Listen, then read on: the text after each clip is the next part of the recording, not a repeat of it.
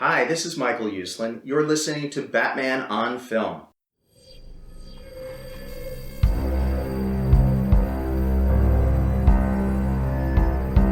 I'm vengeance. I have given a name to my pain.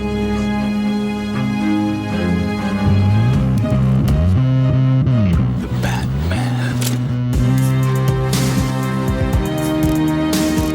Always waiting for some Batman to save you.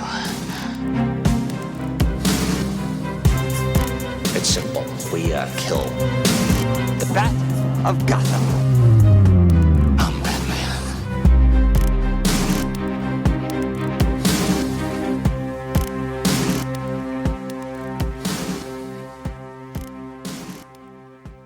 Hey now, Bill Jett Ramey coming at you from the Dallas-Fort Worth Metroplex, where it is 25 degrees and clear skies with a high today of 50. I'm Bill Jett Ramey, again, founder of Batman on Film. I don't know why I'm talking like this. So I'm going to introduce Ron Lauer, soon to be a contributor, so I can get my regular voice back. Maybe you're all riled up. It's a Friday. It's an everyday got- Friday and Saturday and Sunday. Yes, for you, but sometimes like maybe it actually landing on Friday. Yes. I don't know. Okay. There's just something in the air. Yes. Just ready to get into that weekend. Yes, I'm naturally jazzed up because I had a good day yesterday. I went down and checked out down in downtown Dallas at AT&T Discovery Plaza. They had the Batmobile from the Batman, the Batsuit, Catsuit, Penguin tuxedo, and the Riddler outfit. And we'll get to that in a second. But also, how are you, Ryan? I introduced you. Did I ask you how you were? You didn't. A little bugged by that, but that's fine. I'm doing okay. Okay. I'm just a little tired on Friday. Yeah. I don't know what kind of coffee you had or what shot of adrenaline you had, but yeah, I need natural high from yes. I'm still in that natural high from yesterday, man. Oh, natural. So I need to go see a Batmobile, and Yeah, then that'll kick do up my it. spirits. That'll do it. Plus, the Elvis trailer finally dropped yesterday. Oh yeah, what a day for you.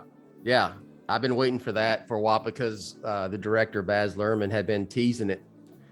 Well, he teased it last week. There was a teaser. You know, we get teasers for teasers nowadays. Yeah. That's been going on for what?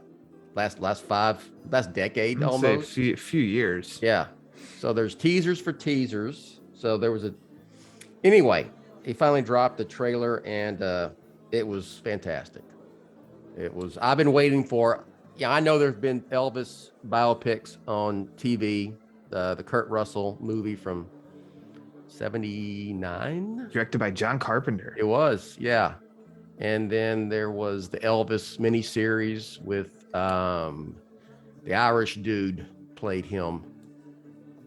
Golly, what's his name? Escape. Jonathan Rhys-Meyers. Huh. I remember that being advertised. I never saw it. That was in 2005, so it's been a minute. It was on CBS. It was a minute two-parter, I believe. It was okay. The Kurt Russell movie is okay. I know people loved it. I loved it when I was a kid, because I was a big Elvis fan. But anyway, I've been wanting a big screen. I wanted the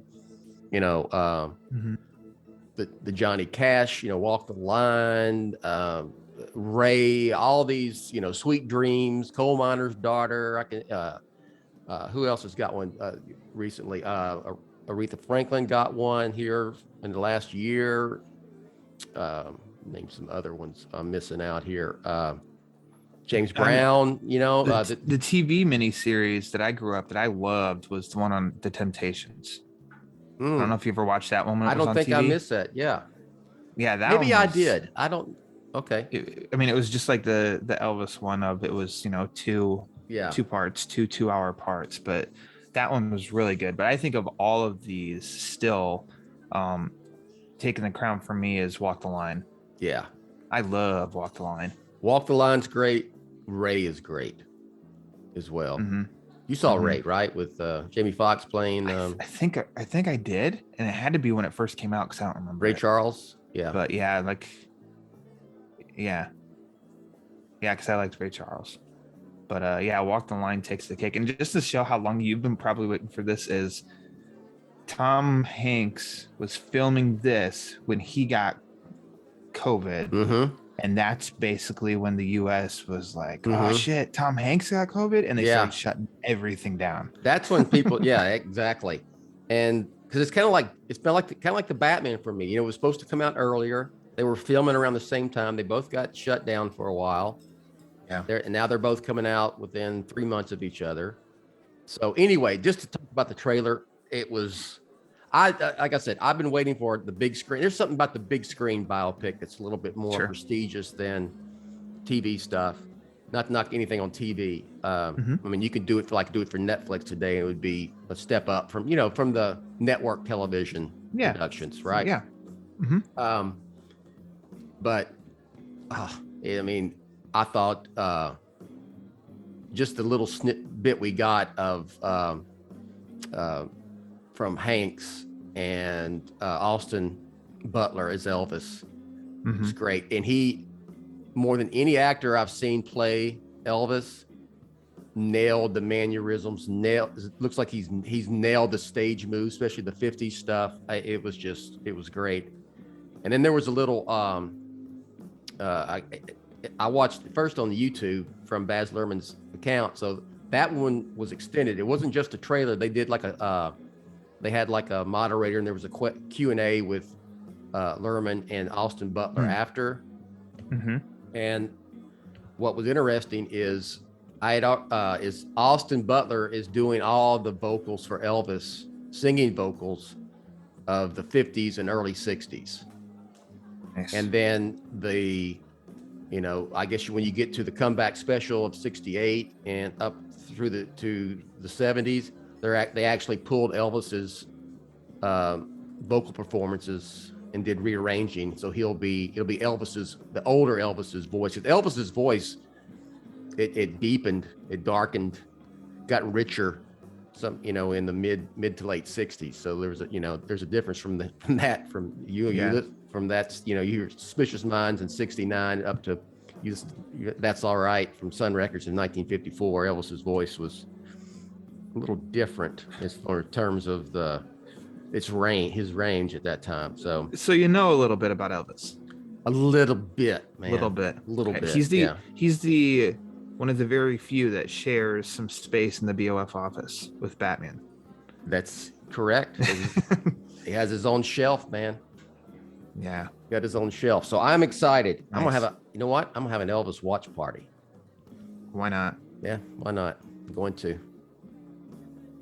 Now, say you were some kind of cosplayer, Bill. Yes. Which Elvis outfit would you? Oh, I've already thought about this. Okay. My favorite era of Elvis is the Sun Records, the early Sun Records era, and into 1956. Now, I love all of it. That's my favorite. Okay. And however, I don't think I would go as 1955 Elvis. Okay. I would go as 1971 when Elvis was in his Superfly phase. And you ever seen that picture with him and Richard Nixon when Elvis went to the White House? Now. Okay. Oh, is that like the white jacket? He wore. Hell, just type Elvis and Nixon. It's one of the most famous pictures of all time. Yeah. That one. I've seen it. Okay. He's got that purple velvet suit on and a big ass collar underneath, and that's what I would go as. That's your cosplay outfit. That's what I would go as. Yeah. I'm waiting to do it at a Halloween. I mean, I'm going to go all in. I'm going to get like one of those professional Elvis impersonator wigs. It costs like $200 or more. Do the whole 9 yards, get the sunglasses. I say do it at the watch party. Hell yeah. Have your watch party and just go in dressed up as Elvis. Go in as 71 Elvis? Yeah. Why not? Why not? All right. So Elvis on film coming later this year. So enough of me geeking out over the Elvis movie. Austin Butler is going to be great, man. Yeah, I think it's going to be really great. All right, so we talked about, this is a 2-for week with the Batman on Film Social Hour. Yeah. Ryan asked me last time, a couple days ago, is this the last one before the movie? I went, it could be, but there's still there's still little things coming. This may be it though. This may be it. I'm less than a week out. You say that. I am less. I say that. Yes. I'm gonna have a caveat. I'm less than a week out from seeing it, so I'll be under embargo. So I'm gonna have to keep my mouth shut. So I don't know if I'll do one after Rachel's gonna have to come and take your computer and take all of your. You know what? Technology, so that you can't say anything. Look at my track record. I've been pretty good about holding embargoes and not posting spoilers and stuff like that. Yeah. There's a lot of things I've known over the years I've never revealed on Batman on Film. And you know that. I do. A lot of people know that. Okay. So anyway, we're going to talk Batman the rest of the way here. Batman did get a release date in China. We talked about that. It is on the 18th of March. It's kind of a big deal, man. Yeah. I was reading some trade articles about it. That's a huge, like we said, it's a huge market. It's going to help the box office. Sure as hell ain't going to hurt, you know? Yeah. Get as many people able to see it as possible, which it really sounds like they are. It always kind of surprises me though on what the specifics are, in which maybe it's because there are Chinese films coming out around that time in which they're going to give that the first release availability, but that it's going to come 2 weeks after it's being released. It feels like everywhere else is going to be around that March 4th date. Yeah, but I mean, at least it's getting released there. Yeah, it's going to be, it'll help. Do they alter films? Do they edit films in China from the original, what everybody else sees? I don't know. I'm just asking. I don't know. I see now. I haven't really fully researched. So then why even comment, Ryan? Well, I do know that there's some parts that I feel like if there's something that they don't agree with or it's challenging the views or something, then I feel like those movies just aren't even seen. But then I know the big hoopla, maybe just a month or two ago of, I don't know if you saw Fight Club. China's release. No. They did it to where, you know how that movie ends? Yes. The buildings don't blow up. Instead, it stops and a title card comes up and explains that the police came and arrested him and blah, blah. And that was the end of the movie. So, wow. As far as quote unquote recutting or editing or something like that, like there's a recent example of a case where they did do that and that got a huge uproar. And then the original ending was inserted back into it. That's wild. I would hate that if I'm watching that movie and that's how it ended. Oh my gosh. Okay. Well, anyway, so the Dark Knight. Dent's got the gun up against little Gordon, and the title card comes up. Batman saved the day, and Harvey fell down and died. Yeah, that is unbelievable. Wild. Okay. Yeah. So anyway, it's going to China. That's gonna, I would say, coming. I'm not in China, so it's not coming here. It's going to be released in China on the 18th of March. That's a good thing.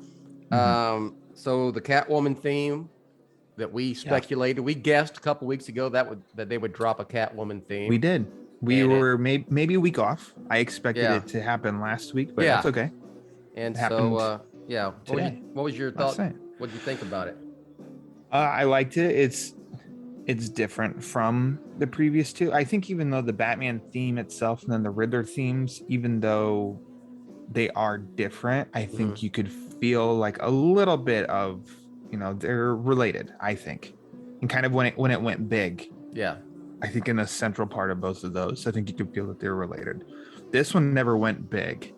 It stayed pretty small in scope. And I think Catwoman, it really makes just like hitting single piano keys like and and then strings with instruments. That's Catwoman, in which Dark Knight Rises, her theme really kicks in when it does little piano, her little piano theme, which works well. And I think the Batman Returns. Yeah, they were, and with Rises, it was kind of the notes were higher. You know what I mean? Yeah. You know, Where you're like, you think maybe Zimmer. I don't think I'm making this up. Zimmer even said he almost imagined like a cat walks on a piano is how it sounds. Yeah. Which I think was great. And then the Batman Returns, Selina's transformation, I think it's called, by Danny Elfman, that uses strings and goes big with strings. I love that theme.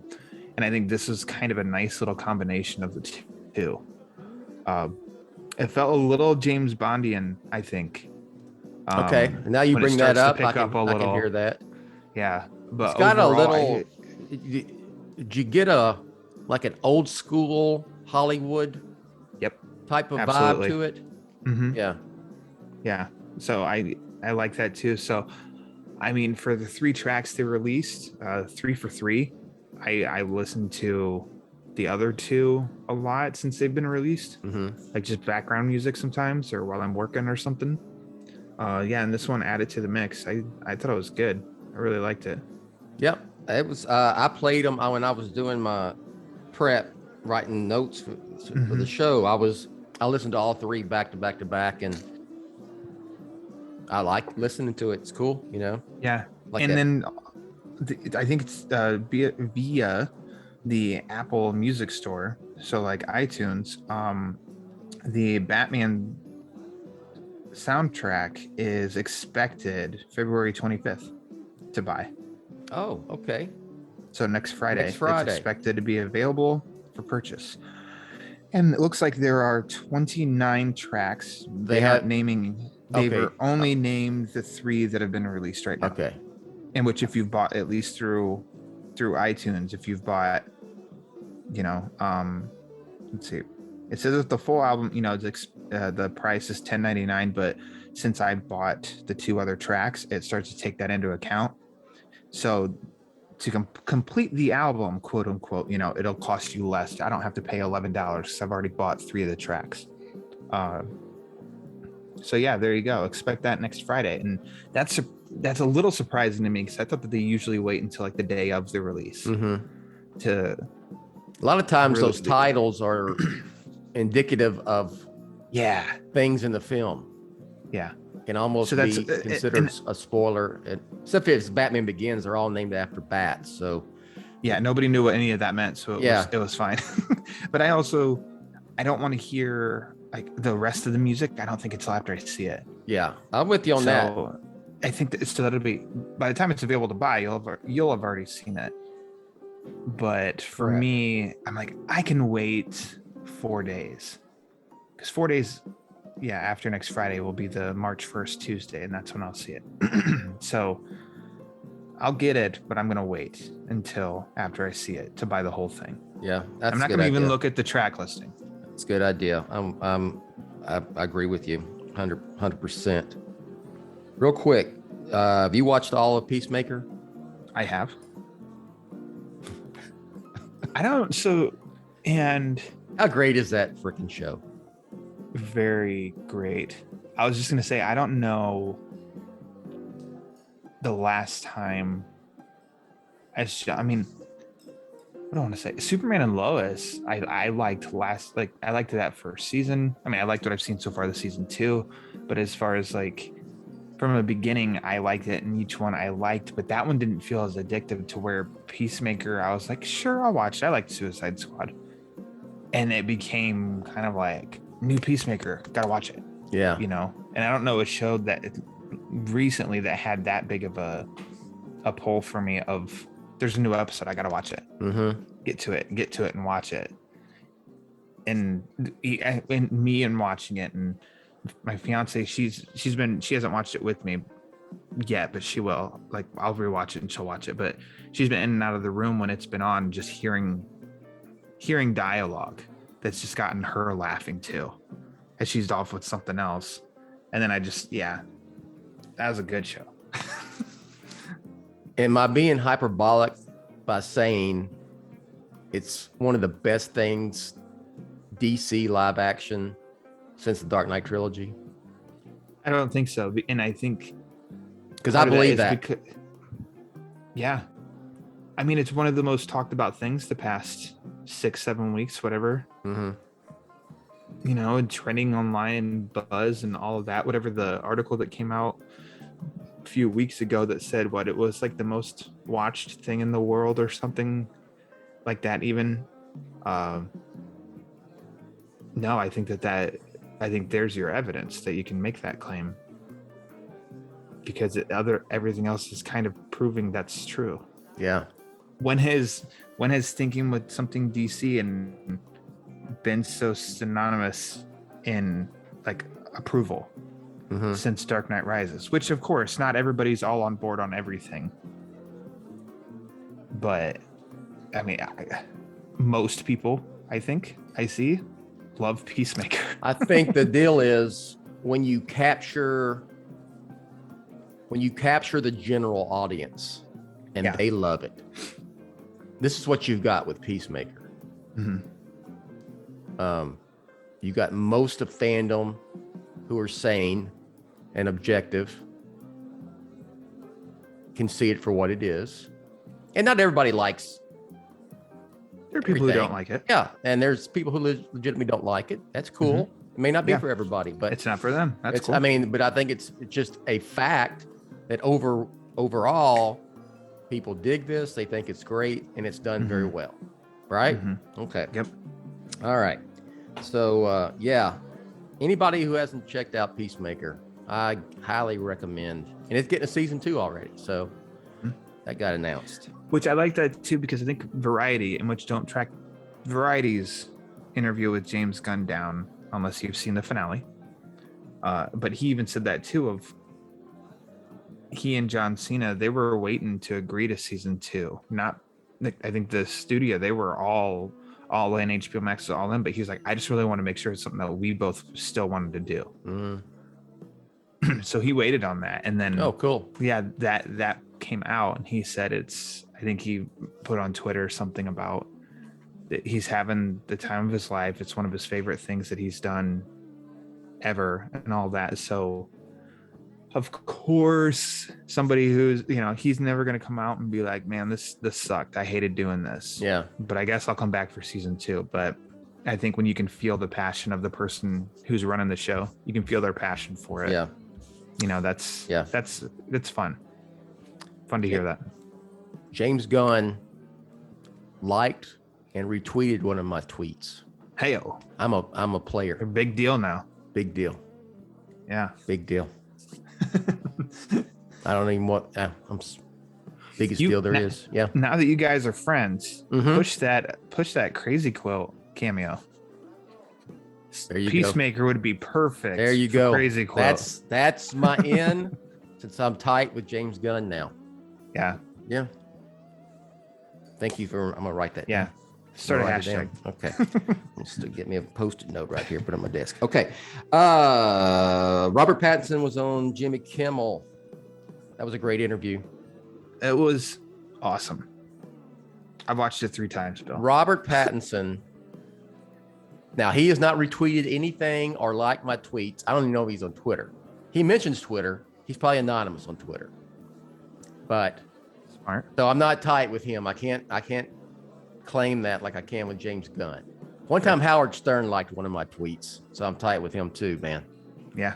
Me, Howard Stern, James Gunn hanging out pretty soon. That'd be great. The Elvis watch party. Yeah. Yes. Each one of you will be different era Elvis. Hell yeah. Cosplayed. Hell yeah. Okay. So anyway, back to Robert Pattinson on Kimmel. How can you not like that dude? I think you could see genuine laughter coming from his end. Yes. Throughout that interview. And some of these, sorry to ruin it for anybody, some of these, guests and hosts, it's lined up what they're going to talk about. Because the point of the host is to make sure that the guest looks good. And then also everybody wins. Guest looks good, then the host looks good, and everybody's like, that was amazing, great. Yeah. But with that, it just looked like genuine fun conversation between the two. The thing I enjoy the most, you may laugh at, I'm going to laugh again when I say it, is that Kimmel said, ask him, where you living now? Because every time I see you, you tell me you lie about where you're living. Like one time he told him, well, where you living now? Under a bridge. And, and then goes, has a whole backstory of living underneath the bridge and stuff. Which just goes to show it's more of that. He is like a professional, smart ass troll, but he's very, it's very dry to where I'm being serious, but it's, but I'm not kind of deal. Just, like the whole workout thing, which is still, that's hilarious to me, the whole thing. So I thought anybody's listening, just go watch it. Yeah, it's on Batman on film. Yeah, you won't regret it. But the story of looking up how a bat fought a chicken. yeah. Because the punchline to it, he goes so like telling it, and then just busts up laughing with like the end part of it, and which it cuts to Kimmel, who isn't talking because he's kind of losing it too. Didn't expect that. The relation of why he's even telling that story, and then following that was the question about where he's living, and he explains like, when I get on talk shows I get anxiety. I just talked about, and then he mentions that story, and that just, all that made me laugh. It's because Zoe Kravitz watched cats and lions and tigers and things like that, how they fought and how they moved, and so he's like, so I thought to myself, maybe I should do the same thing with bats, and like a bat with a chicken, and he's like, it flaps around for like 2 hours and around the cage. He said he brought up I was gonna say James, brought it to Matt Reeves, and Matt Reeves like, no, that's yeah. I have an idea. But in that there's great stuff if you listen. I said this to you privately, that talk show hosts, because I've been a talk show host fan for quite a long time.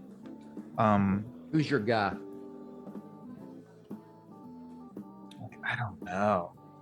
Because for just pure entertainment, sometimes for bed, I do like, give me a good old fashioned sitcom or something comfortable to watch to go to bed. That's where I thought Fallon would be very entertaining. But that was at one point in my life to where now it's like I do appreciate good conversation, in which I think Stephen Colbert can do really good conversation. I think Seth Meyers does really good conversation. I think Kimmel does really good conversation. So as far as my favorite, Conan could do good conversation. So yeah, as far I don't know, I couldn't tell you one in my entire life. I was a Letterman guy. You were a Letterman. Yeah, back to late night. So sure.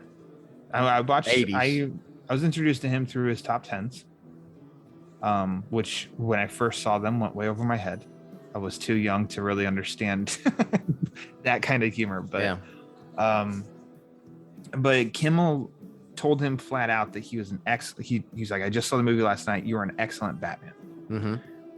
Commented on Zoe Kravitz that she was great in the movie, and then said that Nirvana song is used perfectly in the movie. He never commented on the movie as a whole.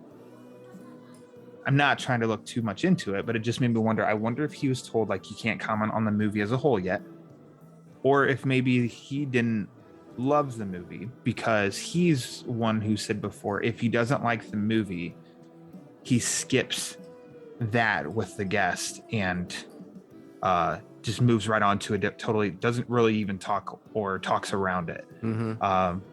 Or if he hasn't seen it, the same thing. But it's easier for them to just say like, well, that comes out this Friday and we'll all go see it or something like that. I know that the review and social embargo is still in effect. And he did mention he saw it the night before the interview. So even though that he's doing, the whole thing is doing press for Batman, that's why Pattinson was on. I'm going to assume that he is still. You're Jimmy Kimmel, but you're still under embargo. I think he's, as far as giving a total impression of the film. Sure. So he gets around that by saying individual things are great. Which it's still pumping up for the movie, especially right at the beginning, and how he says, "You are an excellent Batman." Yeah. I know you're worried about that. Yeah. There you go. You were an excellent Batman. And which I like how Pattinson said he watched, and that's something, he watched the first 90 minutes in IMAX by himself. Mm-hmm.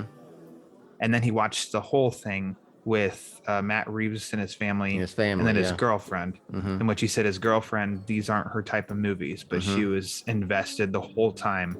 And that she grabbed his hand and she put it up to her cheek and there was a tear. Yeah. So, and then his reaction to that just seemed very genuine too. And like, that's what I mean. If he looks very likable, he seems very likable. He's someone like you want to hang out with.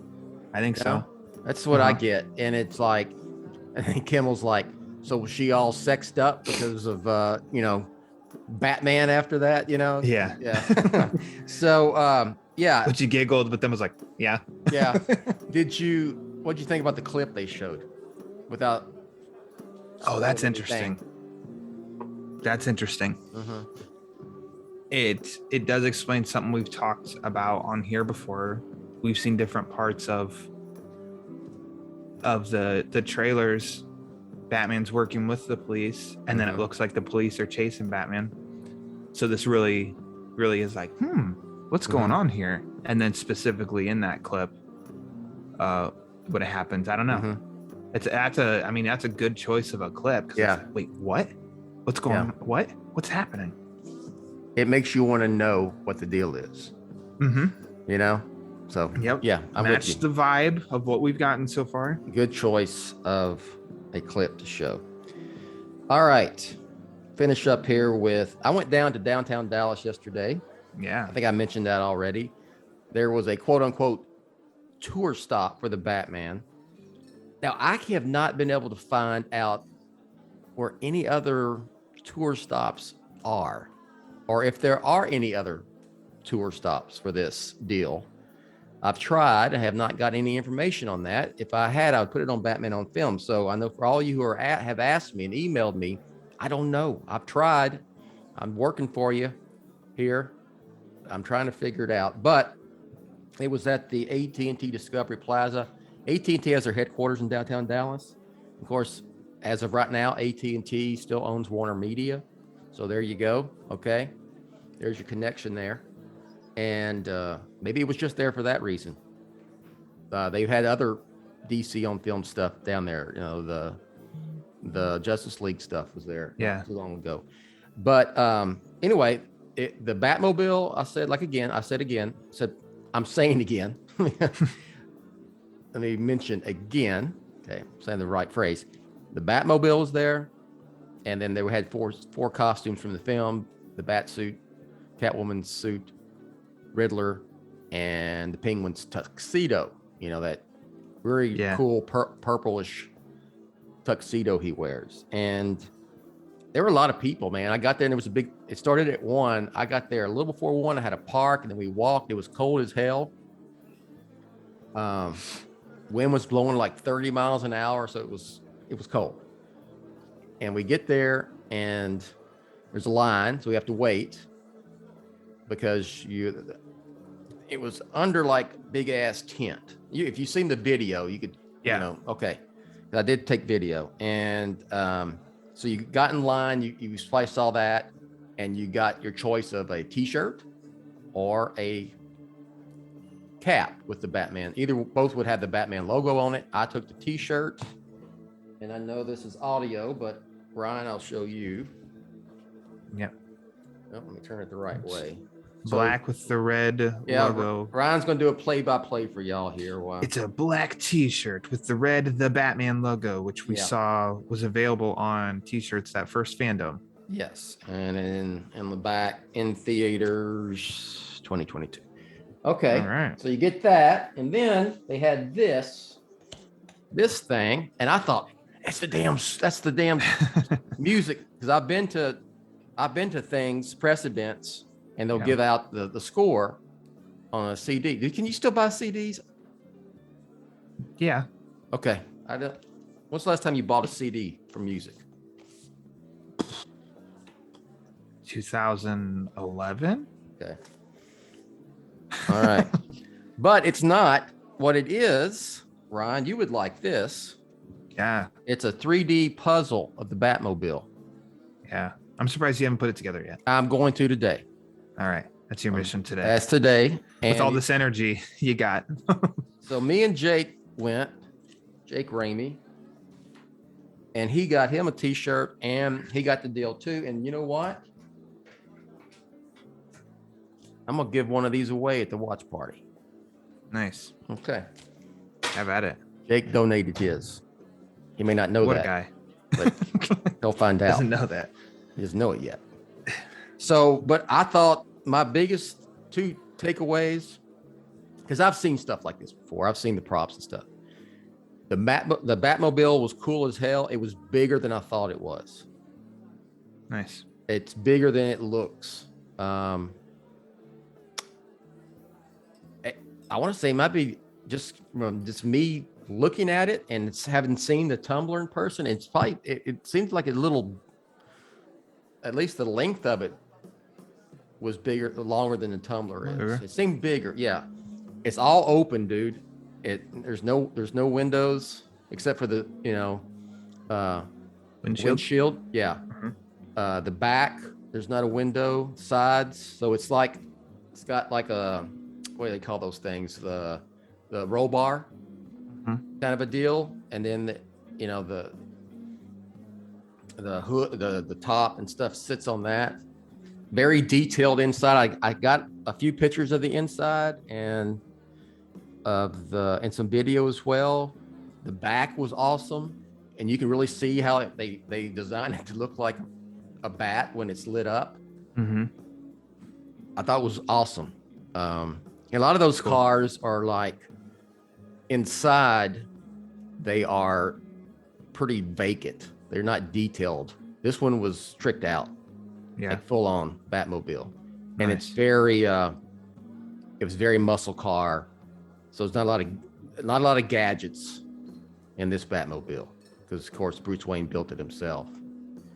And then the second thing, the bat suit, man.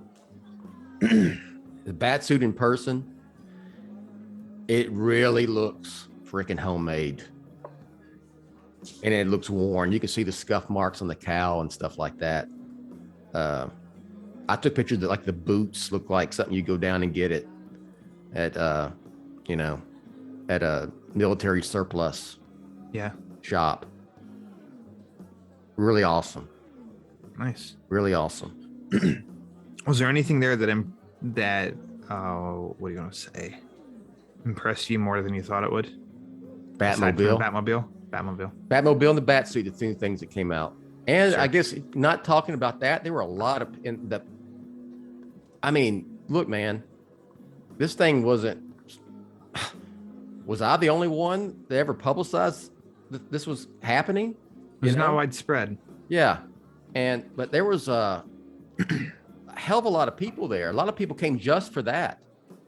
Shout out to Stephen H from the Batman on Film, Stephen Helm from the Batman on Film Facebook group. He was there. He drove 3.5 hours to come see it. So I'm sure he's not the only one. And they also have at the AT&T Discovery Plaza, they have this huge video screen, like it's on the side of one of the tall buildings. I had pictures of it, and it was like they played the trailer, and then there was different comic book images of Batman, and then they would play the trailer again. So yeah, it was full on. They had NBC5 there was shooting a story. I bet that's on NBC5. So I'm gonna have to look at that, see if they have it on their website. I bet they do. NBC5 DFW, if you want to check that out, see what they did. So I remember them doing the summer of 2012. They did the Tumbler and the Bat Pod Mm-hmm. going around the country, and that's where I got to go and see those. But it's just it's making me scratch my head a little bit if this was a one and done thing and that's it. This thing I went to yesterday? Yeah. That's what I want to find out, Because I would almost imagine that they'd want to keep that up at least up until the movie, if it's just in that location. But if they're packing it up, it's like, oh, it's because they got to go to the next spot. I'm gonna reach out today and see if I can get a definitive answer. Sure. From somebody. But yeah, it was worth going. I mean, it took me 30 minutes to get down there. I live north of Dallas, about 20 something miles, and it was cold, but worth it. Yeah. Worth it. But once I got my pictures, got my video and all that stuff, we got the hell out of there. We ran back to the car because it was, too cold. Yeah. And a lot of people. Go ahead.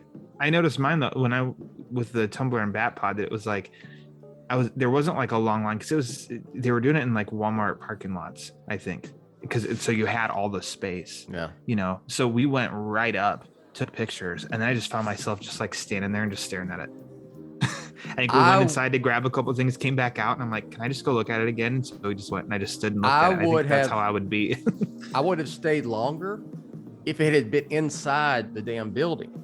Yeah. But it was outside and it was cold, and I was like, okay, I love Batman a lot, but my hands are getting purple now, Yeah. So time to go. But yeah, it was worth going to. I'll say the only thing I wish they would have included, I would have liked to got a look at that bat cycle. True. Yeah. The bat cycle, and maybe a couple other props, but I'm not. Beggars can't be choosy. I'm not gonna complain. I'm not gonna look at gift horse in the mouth. You got another cliche I can use? I think I used the best ones. Oh, I think that works. So where are you at with the Batman as we finish up here? I mean, like I said, this stuff's it's coming in so fast that I'm almost, it's not any point in me trying to put everything on Batman on film anymore, I'm curious what they'll do. So embargo lifts next Friday? Monday. A week from Monday. 28th. Okay, 28th. So then next week, I'm kind of curious because we talked about this before too, the way that they kind of keep these music tracks releasing is how they've been, keeping relevant in the conversation, and people are still talking about it, and tickets on sale. And then Pattinson was just on the other night.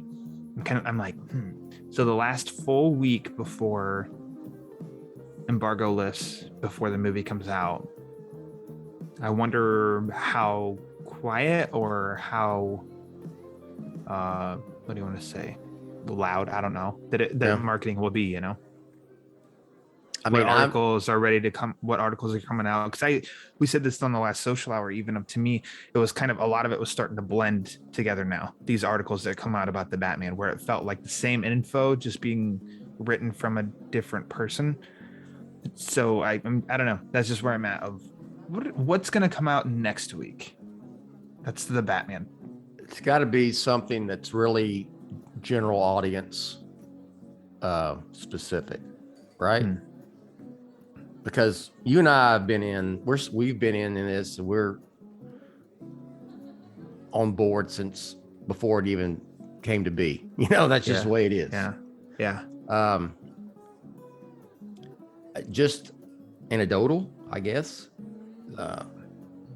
Seeing all those people there in Dallas and waiting in line, these weren't all nerds like us. Yeah, there was regular folk. There you go, regular folk. Okay, we're not regular folk. We're extra special Batman fan folk. But I just got a vibe. There was a sense of like people coming out in the cold and wanting to see all that stuff, and it was lasting. And when we left, I was there probably 45 minutes. It was from 1 to 6. It was 5 hours. There was still big ass long line.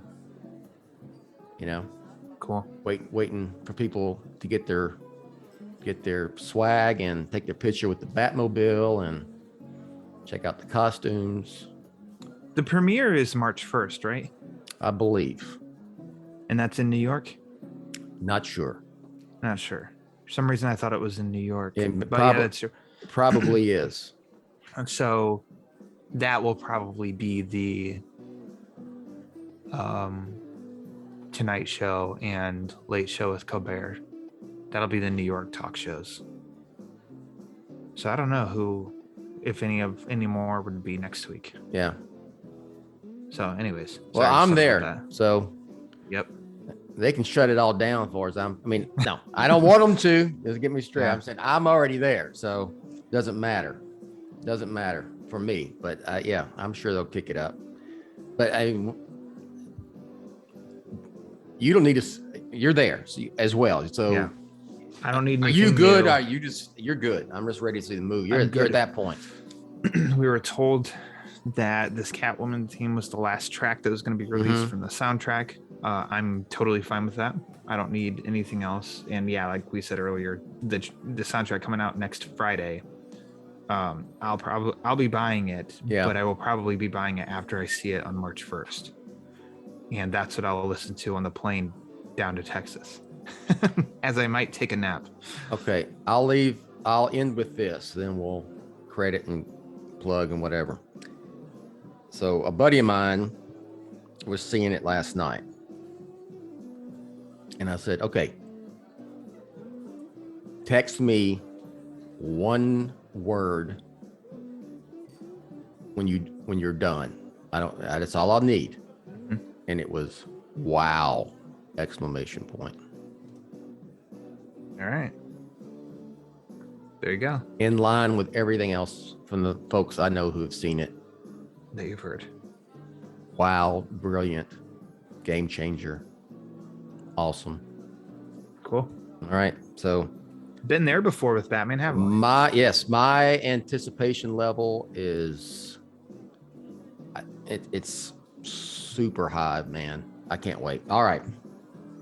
Yeah. So maybe next time I talk to you, it'll be talking about the movie. Yeah. You know, because those are coming. We'll have a podcast. We'll have a social hour. I'm sure we'll analyze the hell out of it, and then we'll speculate on what's coming next. All right. So, Ryan. Yes. Got any plugs for us? Nothing new from since the last time I was on here with you. Reviews, interview with Lieber Mayo, interview with Tim Sheridan, all that can be found on BOF proper, as well as Batman movie posters post from a few weeks ago. I'll keep plugging that to death.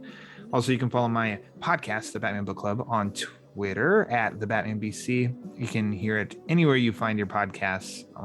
Most recent episode was the Scott Snyder Greg Capullo Last Night on Earth, and the next one should be dropping this weekend, where it's going to cover the Batman Spider-Man crossover issues from the 90s. I have those. You do? I do. Good for you. Yeah. Bought them. They're hard to, I don't want to say that they're hard to find. It's just they're expensive. Wasn't there a Marvel produced one and a DC produced one? Yeah. Yeah. There's a lot of Batman crossover ones that I didn't know about. I've got a Daredevil one. I don't have that one. There's a Hulk one. Don't have that one. I've got both versions of Batman and Spawn. Yep, I have those. I have the Image, and then I have the DC one. Mm-hmm. Two different. I did the Punisher ones last year. Yeah. In which there were two of those. One was good and one wasn't. Yeah. But yeah, that'll be coming. That was good. That was a good recording, good discussion. And yeah, that'll drop this weekend. All right. So for me, just go to Batman on Film, batman-on-film.com. You can check everything out there. You find me on social media and all of it. So, and check out the video. I'm not saying it just because look at me. You're like, look at the deal. I'm saying, hey, I went down there and I stood out in the cold just for all you BOFers. So you could be with me there in spirit and check out the Batmobile and all those costumes.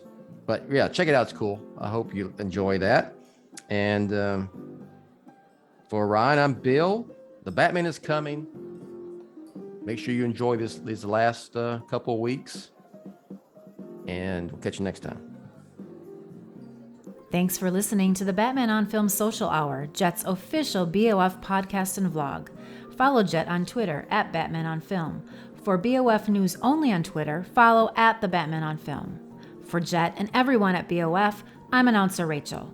Authoritative, definitive, the original Batman on Film.